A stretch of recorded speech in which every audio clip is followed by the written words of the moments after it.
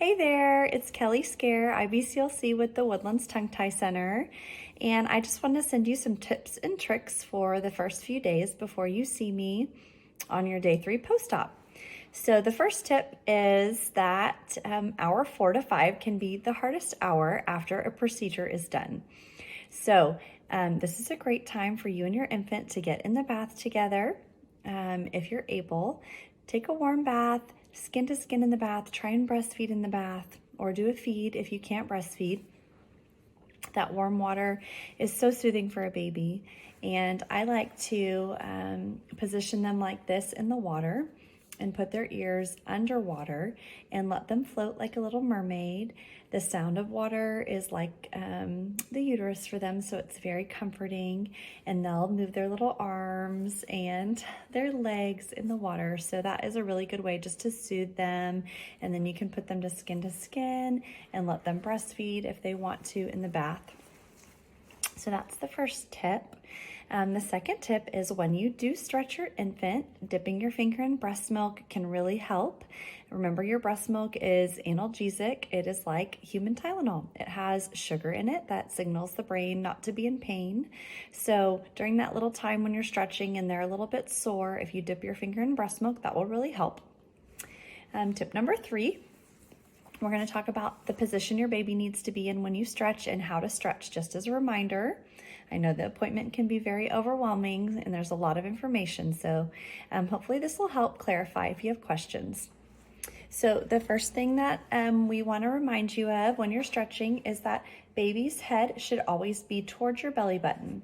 When you're doing what we call the push, scoop, stretch, you're stretching towards your belly button. So don't stretch with baby's head away from you and feet towards you. That's not going to probably aerate the wound enough. So remember, head towards your belly button, over your baby so that you can see the wounds. The second thing about stretching your baby is, remember, there is a diamond-shaped wound underneath the tongue, and you are working to elongate that diamond and create space so that the wound does not retouch quickly. So I'll show you. Sorry, this has teeth. It's hard to get one without. You are going to, when you stretch, you're going to open your baby's chin when you're doing the tongue, and your baby's gonna cry, and they're gonna lift their tongue, and you're gonna push into the floor of the mouth. You're gonna scoop up that diamond-shaped wound, and you're gonna stretch the tongue back towards your belly button. So as long as it takes you to say push, scoop, stretch, that's as long as you need to do it. The lip is the same. You're gonna push, scoop, and stretch. I like to close the chin when I'm doing the lip and open the chin when I'm doing the tongue. So push, scoop, stretch over the nose for the lip, and open that chin and push, scoop, stretch for the tongue. Remember, you're doing it 3 times a day for each wound. So morning, right when baby wakes up because they've had a long stretch of sleep with their mouth closed, and then lunchtime, and then right before they go to bed. If you also had buckle ties released on your infant, you're just going to do a sweep. It's called the buckle sweep and soften. So you're going to stick your finger up between the cheek and the vestibule, and you'll sweep around just like that. Okay? And let's see, that's it. So if you have any questions, please reach out to us.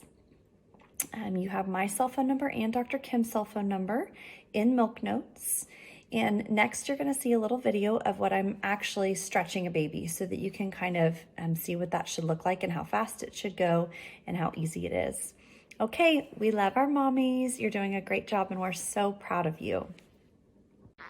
Okay, so we're going to talk about stretching your infant, and this is called the push, scoop, stretch. You're going to do it 3 times a day, 1 time per wound. So when I do the lip, I like to give support to the chin, and I push, scoop, and I stretch the lip over the nose. This is what the diamond looks like after release. And then the lip or the tongue, I pull the chin down because I want to create tension between the tongue and the chin. I push into the floor of the mouth. I scoop up the wound and I stretch back until I see that wound elongate. So just a push, scoop, and stretch. Good job. And this is what the diamond looks like after the release. Perfect. And then close those lips. Or you can let them suck on your finger right after. Sweet baby. Good job. There you go. Good. Perfect. Great.